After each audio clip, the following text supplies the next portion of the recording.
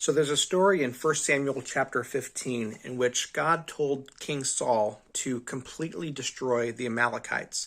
The Amalekites were not obeying God, and God had given them so many chances, and it was time for them to be judged. So God charged King Saul to judge them, to enact his judgment upon them. And God told King Saul to completely wipe them out, leave no one alive, no person, no animal, just to completely wipe them out. And then afterwards, King Saul, after defeating the Amalekites, sacrifices some of the animals and keeps some of the animals for himself. So he didn't obey God.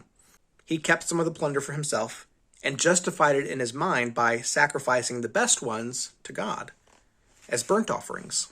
And then this is what Samuel tells to Saul. Does the Lord take pleasure in burnt offerings and sacrifices as much as in obeying the Lord? Look, to obey is better than sacrifice. To pay attention is better than the fat of rams. Here's the thing.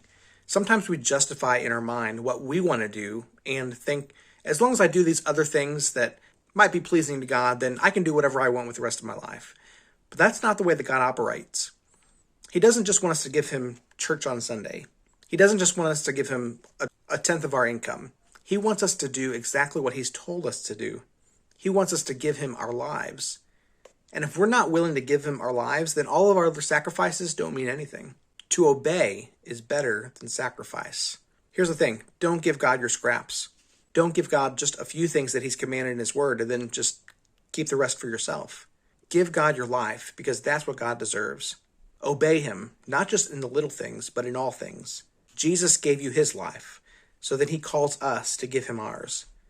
In other words, take up your cross and follow him. God bless you. We'll see you again tomorrow.